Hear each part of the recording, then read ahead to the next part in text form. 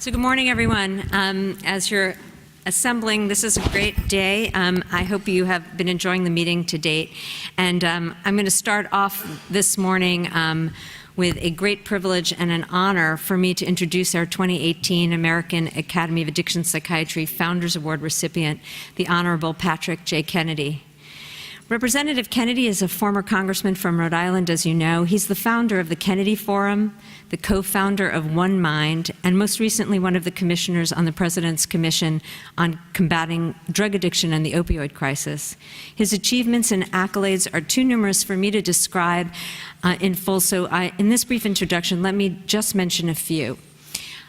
During his 16 years in the U.S. House of Representatives, serving Rhode Island's 1st Congressional District, Patrick J. Kennedy fought to end discrimination against mental illness, addiction, and other brain diseases. He is best known as the lead sponsor of the groundbreaking Mental Health Parity and Addiction Equity Act, which was passed with bipartisan support and signed into law by President George W. Bush on October 3, 2008. As all of you know, the federal parity law provides millions of Americans previously denied care with access to mental health and addiction treatment by requiring insurance companies to treat illnesses of the brain, such as depression and addiction, the same way they treat illnesses of the body, such as diabetes and cancer. Mr. Kennedy also authored and co-sponsored dozens of bills during his time in Congress to increase the understanding and treatment of neurologic and psychiatric disorders. In 2011, Mr. Kennedy left Congress to devote his career to mental health advocacy. In 2013, he founded the Kennedy Forum, a nonprofit organization whose mission is to lead a national dialogue on transforming mental health and addiction care delivery. He is also co-founder of One Mind, an organization that is pushing for greater global investment in brain research to accelerate the discovery of better diagnostics, treatments, and cures for all brain diseases, including addiction, PTSD, and depression. In another even more personal effort to fight stigma, in 2015, Mr. Kennedy co-authored the New York Times bestseller, A Common Struggle, A Personal Journey Through Past and Future of Mental Illness and Addiction, detailing Mr. Kennedy's personal struggles with mental health and addiction, as well as his plan for the future of mental health care in America. In the spring of 2017, Mr. Kennedy was appointed to serve on the President's Commission on Combating Drug Addiction and the Opioid Crisis. The Commission studied ways to combat and treat the scourge of opioid epidemic and other substance use disorders in the United States, as you all know, and ultimately delivered a final report of recommendations to the President. Mr. Kennedy continues to work in the arenas of civil rights, mental health and addiction, and intellectual disabilities to advance the cause of social justice and health equity for all people. It is because of these and many other achievements that the American Academy of Addiction Psychiatry is proud and honored to present the 2018 Founders Award to the Honorable Patrick J. Kennedy.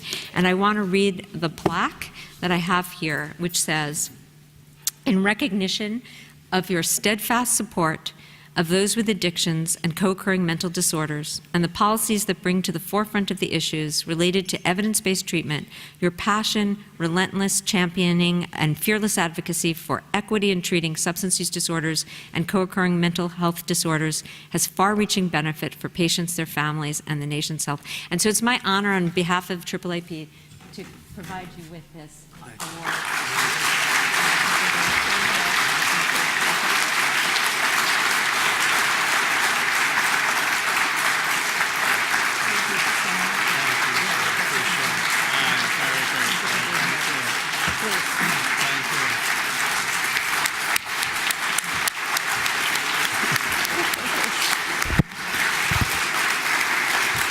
Thank you.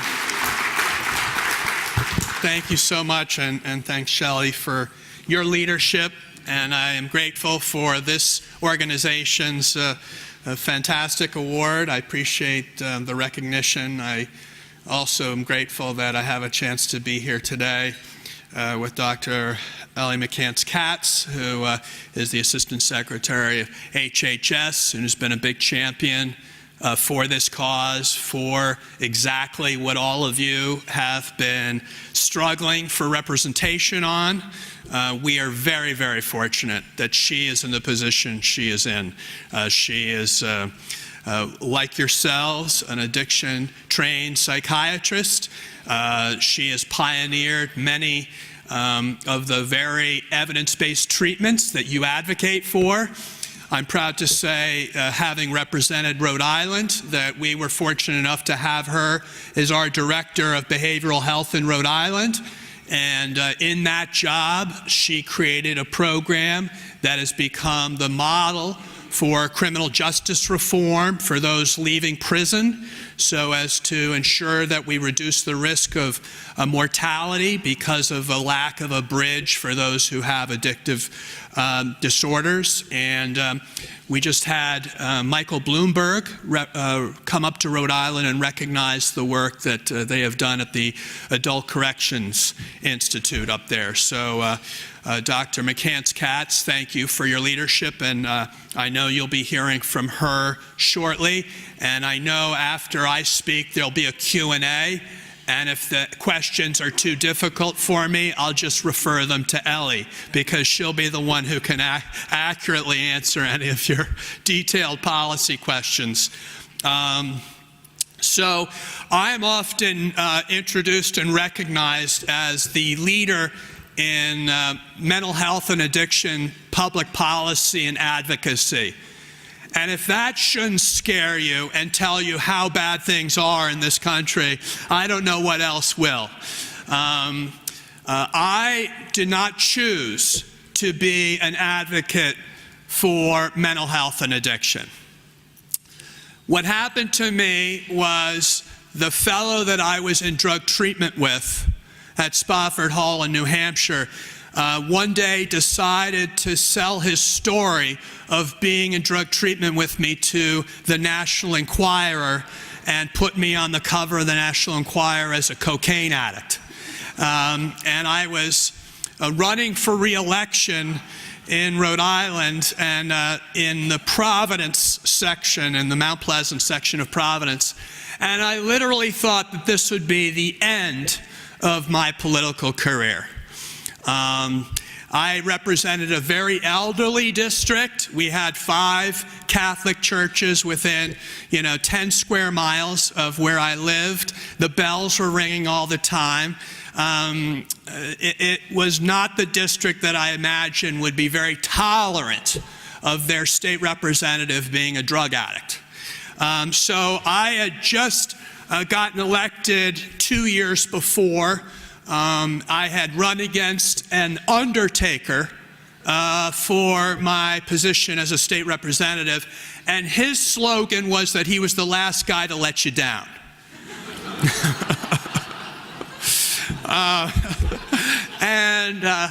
He was Skeffington, and I was Kennedy, and half the district was Irish Catholic, and the other half was Italian-American Catholic. So I needed to win the Italo-American vote, so I decided to take one of my mentors in the neighborhood who owned the biggest coffee shop and restaurant, Frank DiPaolo.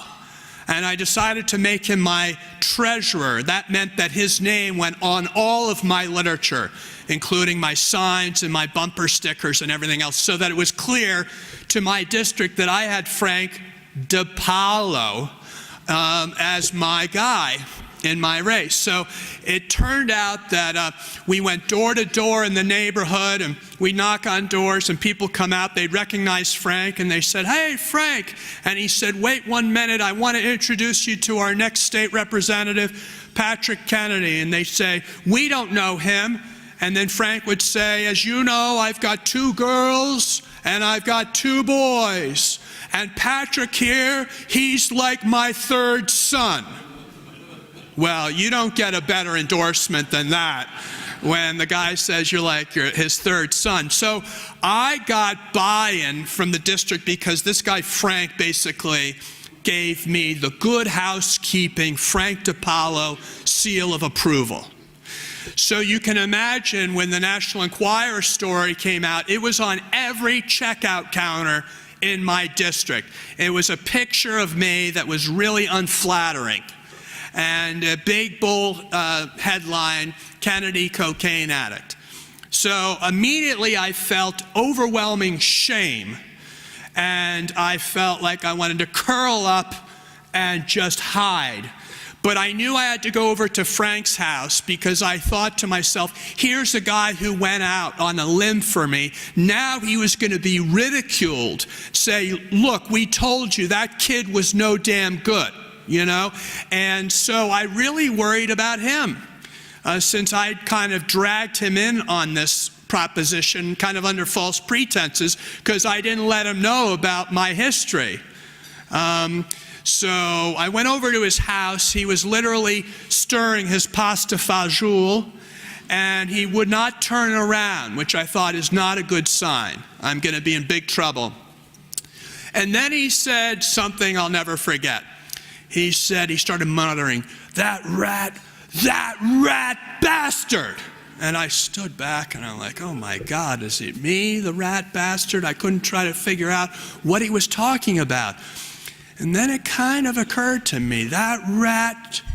And then he said, buddy, you want me to do something about this?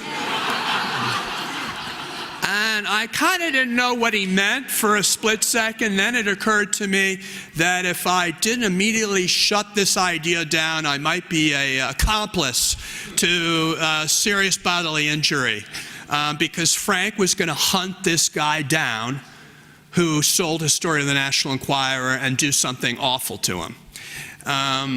That's how I felt warm inside. I said, that's real love, that someone would be willing to do that for me.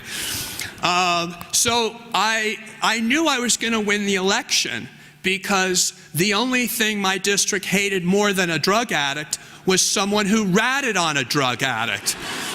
And that's how I was able to get elected. And then by the time I got to Washington, D.C., I had less to hide, which meant that my sponsorship of parity kind of came as a natural evolution.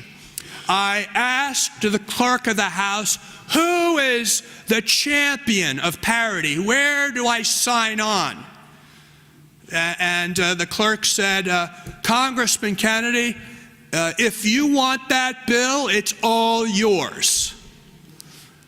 Now, mind you, when I got elected, I was 27 years of age, youngest member of the House of Representatives, in the minority party and from the smallest state in the country. Basically, I was the lowest guy on the totem pole. So why in the world did I have the honor of being the first name to go on a bill that said that the brain was part of the body? I mean, it should be easy to think that I should have been out of a Congress of 435 members. I should have been in the 200s of co-sponsors. Imagine my shock, because, I came from a family where, my late father spent 5 decades in the United States Senate, authored more laws than any other senator in U.S. Senate history. And I might add, they're all laws that advance social progress, from Voting Rights Act to Meals on Wheels to any number of Elementary and Secondary Education Act to labor rights, and of course, most of all, health care for all. My father was the guy. And he didn't become the guy until he was like in his 3rd or 4th decade in the United States Senate. So how could it be? I'm so young, and I got to be the first name.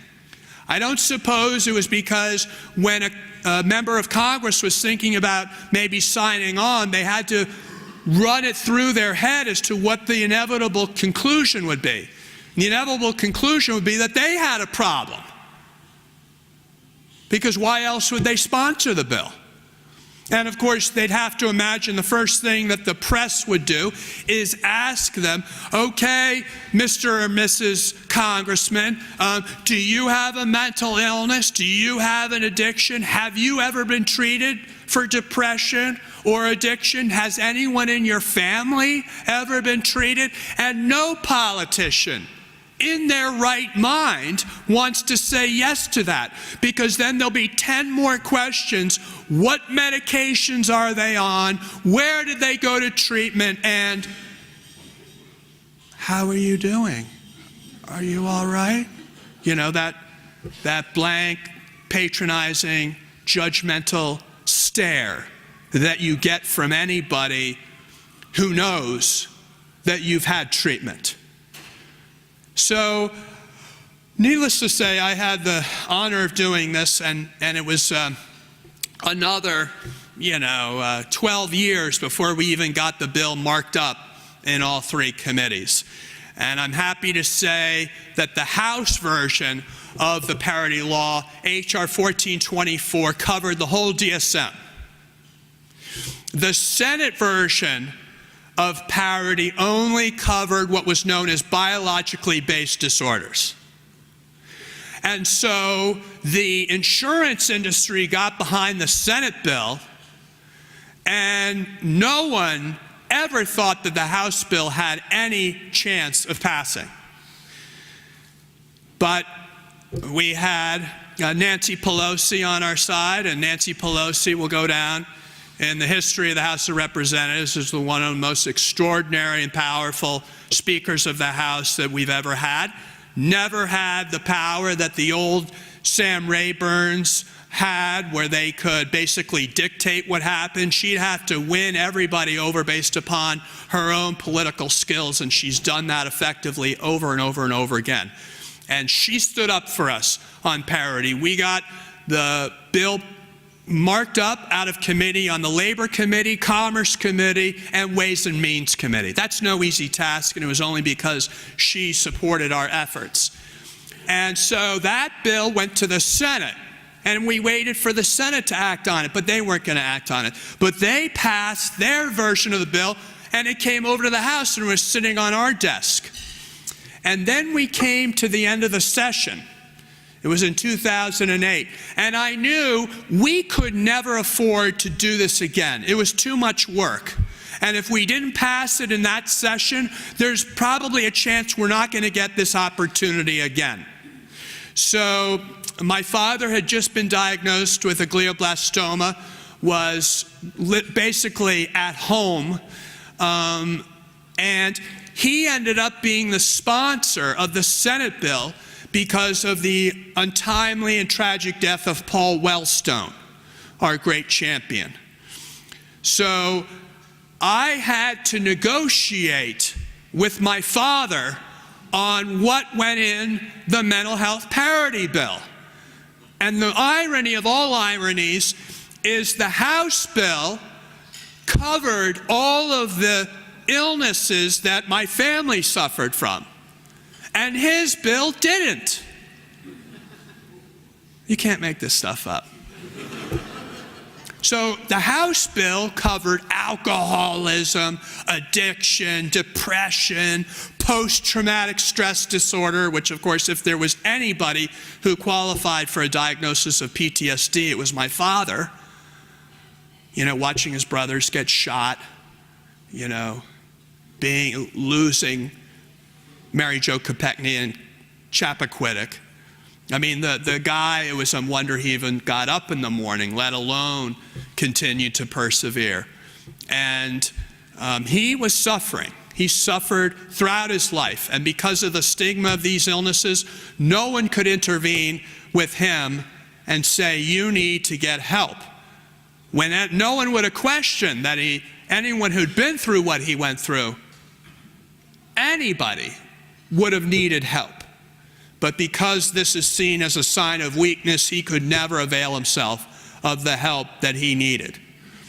And of course, because we didn't treat this illness as a chronic illness, my mother constantly was seeking treatment in an acute episodic basis because, of course, there was no aftercare for her after she went to her latest drug rehab.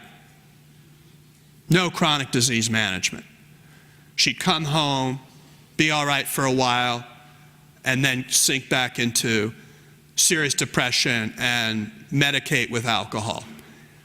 And when I grew up, we had every notable luminary, from movie stars to political leaders to Supreme Court justices to, you name it, astronauts, come over to our house because they were friends of our family and they wanted to meet with my father.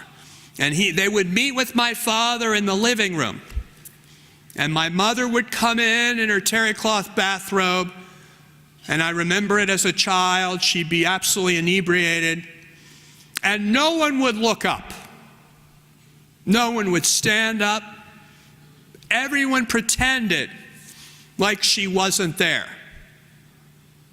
And of course, as a child, I knew enough to get my mother, grab her hand, and lead her back into her room so I could shut the door so that she would embarrass us anymore.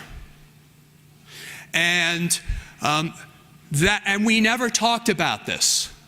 Never talked about how she would disappear in the middle of the night to go to treatment. So imagine the irony of the fact that I'm sponsoring the bill that would cover her illness and my dad's illness, and ultimately brother and sister and my illness. And the Senate bill did not. And we went to conference committee, and I'll never forget, God bless Pete Domenici. He was fighting for his daughter with schizoaffective disorder, but he wanted nothing to do with addiction. He said, if you add those addicts to our bill, it's going to be the poison pill that sinks this legislation. Don't you dare add those addicts to our bill.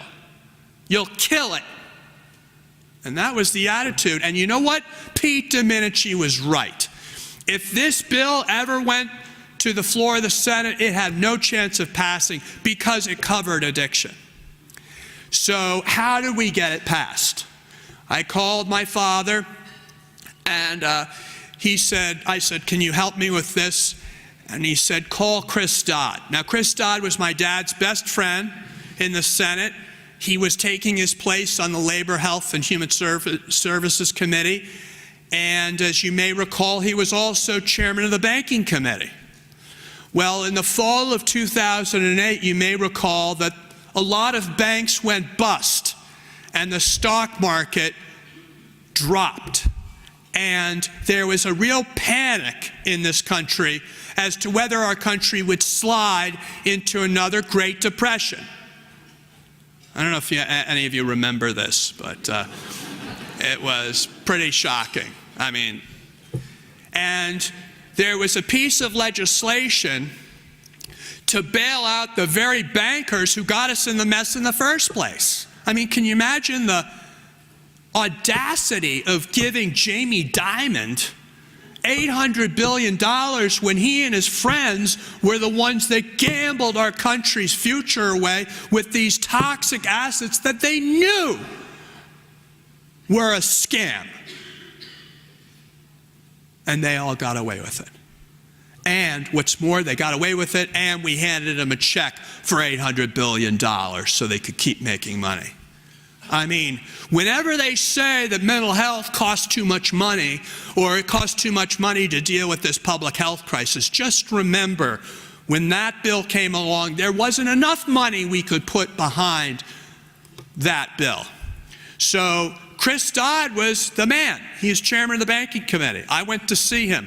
It was just before the stock market crash and the banking collapse. And I said, Chris, can you help us get H.R. 1424, the Mental Health Parity and Addiction Equity Act, passed? And he said, sure, Patrick, let me see what I can do. And I said, it's got a price tag of about $14 billion over 5 years, according to the Congressional Budget Office. So I got to get it paid for. That was like offset. He said, well, that'll make it difficult. We have to get pay-fors for other things. We'll see. I'll see what we can do. Then the stock market crashed. Chris Dodd called me back. He said, I've got an idea. I said, what's that? He said, how about I write the whole TARP bill, the Toxic Asset Relief Program, into your H.R. 1424? And I said, Chris, you can do that? And he said, yeah, I'm chairman of the banking committee. And that's how we got parity passed. So the bill to save our country from going into another Great Depression was the bill that required insurers to cover depression.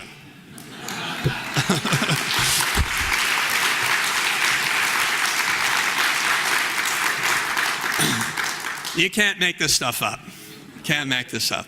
And you can't make up the fact that this bill was signed into law on the desk that President Kennedy first signed, the Community Mental Health Act of 1963, in which he called for community-based systems of care to treat those with mental illness and addiction and intellectual and developmental disabilities. In fact, President Kennedy had the whole policy that we need today encapsulated in that bill.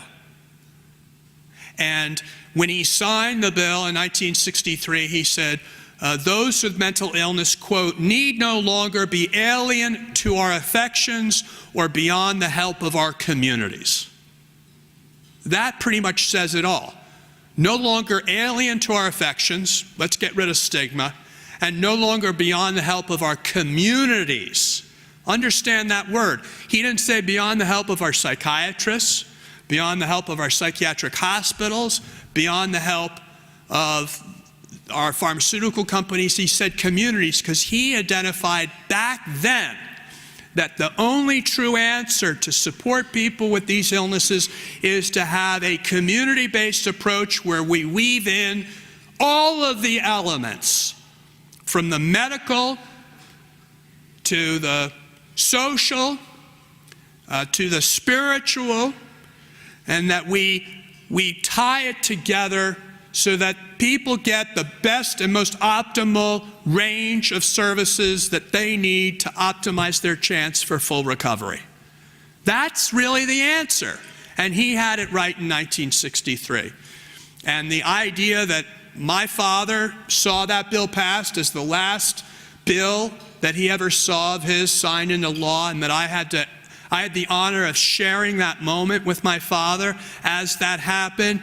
And the fact that after that happened, my father turned to me for the first time in my life and he said to me, "You're really doing something important here." That was the most he could ever say to validate, me. Because I always felt like how he talked about me to my brother, and that was all I needed was a good swift kick in the ass. And he was right about that. But it was that judgmental, you can't hack it, mindset that applied to my mother and applied to me. Like I couldn't make it. And so I always felt like I understood what people feel like when they feel the effects of stigma. My grandmother on my mom's side died of alcoholism at the age of 61 here in Florida, Cocoa Beach, in a little apartment, and wasn't found for a week. That shows you how isolated these diseases make you if you suffer from them. All you want to do is be alone, and frankly, everyone around you wants to be away from you. And I don't know where my grandmother is buried. My mother has never in her life uttered a word about her mother. And whenever I've asked her, and of course I'm a good adult child of an alcoholic, I know where to tiptoe around issues, she said, "I don't want to talk about that." The only things I've ever found out about my grandmother are through my aunt, and even that's not very much. So these are powerful illnesses. They're family illnesses. They're generational illnesses. And we need to do everything in our power as a nation to put policies in place that help us address this epidemic. is public health epidemic that we refuse to acknowledge, even today. And I say that because in the height of the HIV/AIDS crisis, we were spending we're losing 53,000 people a year. We're spending $24 billion a year. $24 billion a year to combat HIV/AIDS. And up until 2 years ago, we had $500 million a year to combat a disease that was taking far more lives than were lost in the height of the HIV/AIDS crisis. 500 million versus 24 billion. Now, of course, Congress steps up big time. Now we're at 5 to 6 billion. Still one-fifth of what we were spending on HIV/AIDS. And if you want to do it by the numbers, we're losing a whole lot more people from not only overdose, but the epidemic we've never talked about, and that's suicide, which is now 47,000 Americans a year. Highest climbing, fastest growing cause of death in this country, surpassing addiction. No one's mentioning a word about it.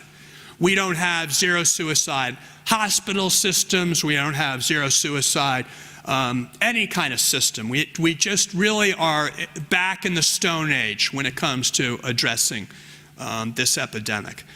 So what I realized I wanted to do after I left Congress was to try to put in place what we had for labor rights, what we had for the environment. Because when I got to Congress, when it came to labor, the AFL-CIO said it didn't matter what committee of Congress I got on, there were issues that were important to the labor movement in every single committee of Congress. Davis-Bacon, overtime pay, health and benefits, safe working conditions. I mean, you name it across the board, trade deals. And when I came to Congress, the environmental community had it all organized. Air, land, sea, water, every type of non-point source pollution, point source pollution. I mean, all mapped out. There wasn't a committee in Congress. I mean, I got on the Armed Services Committee. I said, this is going to have nothing to do with the environment. Boy, was I wrong. There's more money in the Department of Defense budget for environmental cleanup than the budget of the EPA altogether. So but no one would know that if you didn't have an organized advocacy laying it all out for you. So what I did was put together the first ever members guide for the 115th Congress, where I said every single committee of Congress what people could do to help advance the policies to help address mental health and addiction. 99% of the members of Congress who were on the HUD committee, the Housing and Urban Development, have no clue how significant HUD is to recovery. They don't have any idea how central to taking on this cause a good, accessible, affordable housing is. No idea. So I'm just saying to you, the illiteracy rate in Congress on these issues is profound. My son's in kindergarten. That's about where the Congress is on these issues. It's not totally facetious either. You know, maybe this last 2 years, members of Congress finally kind of got focused on, well, maybe we need to do what Ellie McCants-Katz has been advocating for, and that's more education so we can get more providers who are more proficient in the evidence-based treatments so that we can move the trajectory towards more recovery because we're implementing what we know works. I mean, they're like first time in their lives. They're like, oh, that sounds good. And then maybe we want to make sure there's continuity of care and these chronic illnesses are treated in the chronic care manner that they ought to be treated in the way every other illness is treated. Oh, oh, that sounds good. Maybe we ought to look at the fact that the criminal justice system is really a substitute for a public health system that has failed to adequately address these illnesses, and hence we try to arrest our way out of this epidemic. Oh, that we got to fix that. I mean, I'm just telling you, this is kind of the level of sophistication that we have in Congress on an issue that is fundamental to our national security, our economic security, our health, our well-being, and our way of life. I would argue you cannot have a good economy, you cannot address criminal justice, you cannot address our education system at any level, our healthcare system, if you're not fundamentally addressing the whole health and well-being of the person, emotional, physical, and spiritual. You can't do it. And why in this day and age, when we know that's the way we need to do it, we're not doing it, is really a fundamental example of how powerful stigma continues to be. You know, I told the story about parity not just because it's a funny story, but to illustrate that we didn't get parity because we somehow woke up one day and said, oh, wouldn't it be nice if we treated the brain like any other organ of the body? Wouldn't it be good to ensure that insurance companies didn't sell health insurance plans that neglected to treat one of the most fundamental organs of the body that mediates, frankly, behavior that affects every other organ of the body, and why you wouldn't address that when addressing all the rest of healthcare. I mean, you just can't make this stuff up. So, as you know, the parity law says no higher copays, no higher deductibles, no higher premiums, no lower lifetime caps. And it says all of that, and it says no more onerous medical or financial thresholds that people have to meet in order to access care. So whether you're inpatient in-network or outpatient in-network, or inpatient out-of-network or outpatient out-of-network, or pharmacy or ER benefits, in those 6 buckets, you are to treat brain illnesses on par, hence parity, with all other physical and medical and surgical issues. So cancer, diabetes, cardiovascular disease. If you treat those illnesses at the primary care level, secondary care level, tertiary care level, you must treat brain illnesses at the very same level of care that you would any other illness, and with the same level of urgency, and treat these illnesses with the chronicity that these illnesses demand. And in spite of the fact that the law is in place, you know, insurance companies continue to defy the law. On the Kennedy Forum website, we have the Millman report. Millman, as you may recall, some of you, is like this big-time analytics firm that all these insurance companies use to do their kind of, you know, big data stuff. Well, Millman, thanks to a friend of mine who sponsored them to do this, analyzed 46 million payers' claims data. And across every one of the 50 states, there's huge disparities in the access to care between medical, surgical, and mental health and addiction. Huge disparities all along those 6 buckets of care. So we have a long ways to go, and what's unfortunate is there's no pushback of these insurance companies. None. And so I've put together a legal work group to try to figure out how we can work together to sue insurance companies. And we've had some successful cases. I did an amicus brief for the Second Circuit Court in New York, which was ultimately successful, which said that not only do insurance companies have a fiduciary responsibility to follow parity, but their payers, their employers, businesses have a fiduciary responsibility. And I want you to know that's important, because if businesses insist that their employees ought to have access to in-network treatment, can I repeat that? In-network treatment, then guess what? It's going to happen, because the third-party administrator, all of these big insurance companies who do this third-party administration, they have to comply with whatever their payer wants. So really, the onus is not just on the insurer, it's on the business. And of course, the public has no idea about that. So what do we need to do? We need to build an advocacy movement, not only to put pressure on Congress to know what they need to do and to have an agenda for them to follow and to score them whether they do this or not when they run for re-election, like other quote-unquote special interests do. But we need to put pressure, legal pressure and public policy pressure.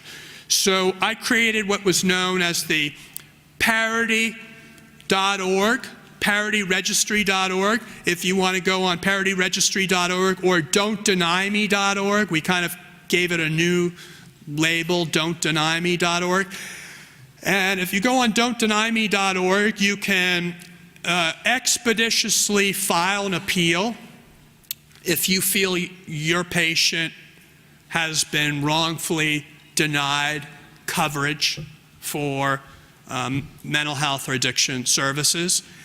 But what we also have there is a registry, and what I mean by that is we want people to be public, because part of the reason we're in the state we're in is that we've got 24 million Americans living in long-term recovery, and none of them come out of the basements of the churches around this country and advocate, frankly, like their founder did, because Dr. Bob and Bill Wilson advocated. Bill Wilson went and testified in front of Congress about this issue because he saw it as an extension of his 12-step responsibility to help others who are suffering from these illnesses. And you can't neglect, if the society around you and the taxes you pay really do nothing to address this issue, then you ought to advocate.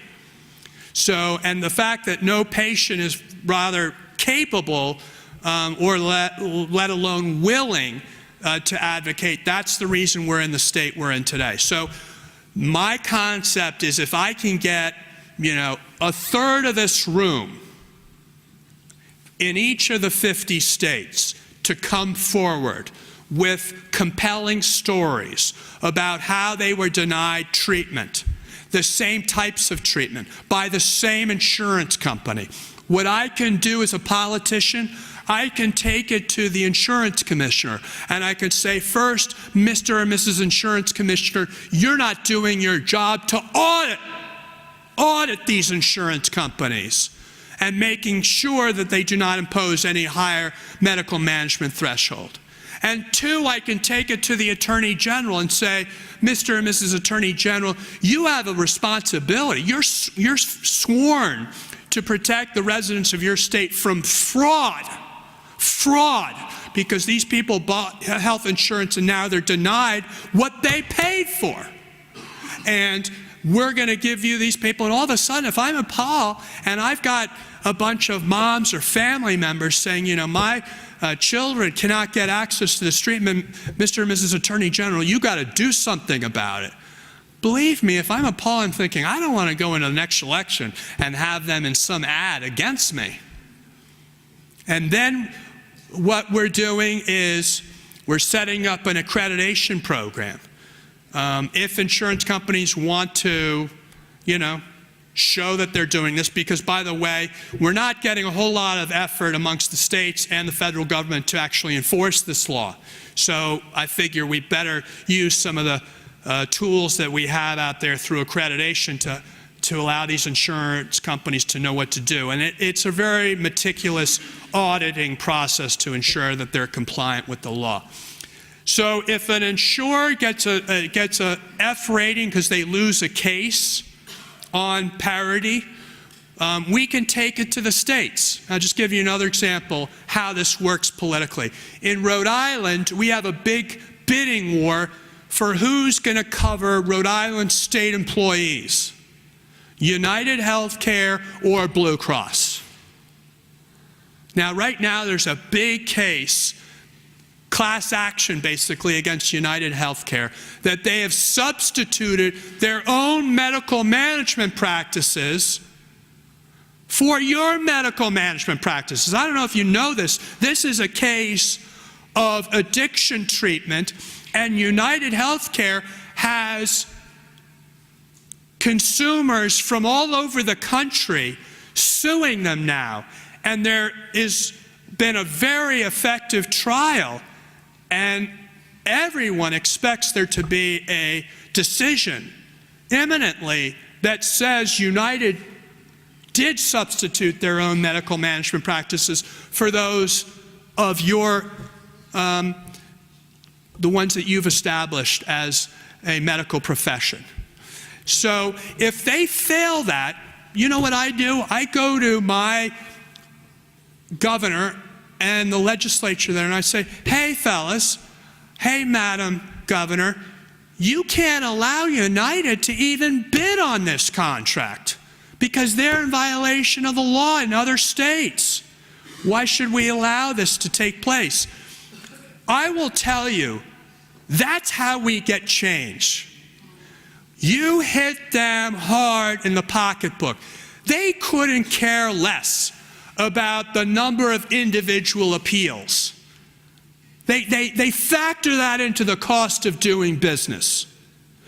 But if you hit them on these issues about whether they can sell in a given market if they're not adhering to laws in other states, boy, you put their liability folks in high gear, and then they say, well, listen, this is not worth it. And, you know, Frederick Douglass, the great abolitionist, said, power concedes nothing without demand. It never has, and it never will. We're not going to get what we need in terms of payment because we know insurance companies are not paying professionals in the medical and addiction space the same that they're paying professionals in any other area of medicine. And by the way, that's a patent violation of the parity law. It's under what we call the non-quantitative treatment limits. And that's the reason there is inadequate access to psychiatrists and to addiction professionals in network, because these insurance companies fail to hire enough professionals at a pay where they will go in network. So it's on the insurance companies to make sure that they are reimbursing for these services with the same urgency and with the same pay scales as they would reimburse a cardiologist or an oncologist specialist. So this is our fight. And I'm leaving here and going out to California on Monday to walk a picket line against Kaiser. You would think Kaiser would get this because they got integrated this and that. But believe it or not, they've been fined more for violation of parity than any other payer in California. And they continue to have regulatory issues in terms of adhering to the regulatory compliance. And what's great that's going on out there is your profession has unionized. I know that's not one that gathers many applause. But I will tell you, it's like the whole spectrum of the profession is picketing and saying, you cannot exclude us from the network. And you cannot have wait times of months and months on end before people can come back for a second appointment. And if you don't have adequate in-network care, you cannot sell insurance in the state. And they're walking pickets. And I'm telling you, this is the kind of action that we need all across the board. So all I will say is my late father had this famous saying, and he said, the work goes on, the cause endures, and the dream shall never die. Thank you very much.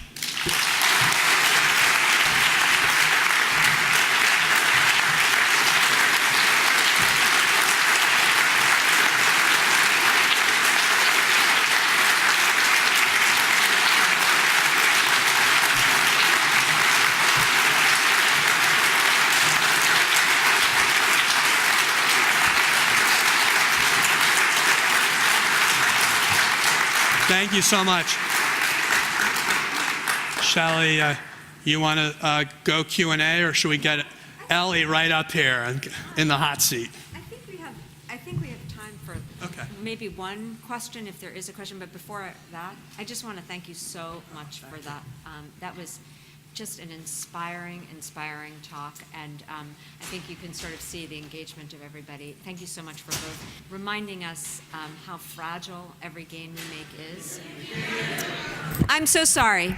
I was just saying, before we have, we probably have time for one question, but before that, I just wanted to thank our honoree for an incredibly inspiring talk, and for the reminder that every time we make a gain, it's very fragile, and it really needs ongoing commitment and work to move things forward. And the reminder of how the bill was actually passed is just, it's very, what's the word? It's very sobering to think about, and how much.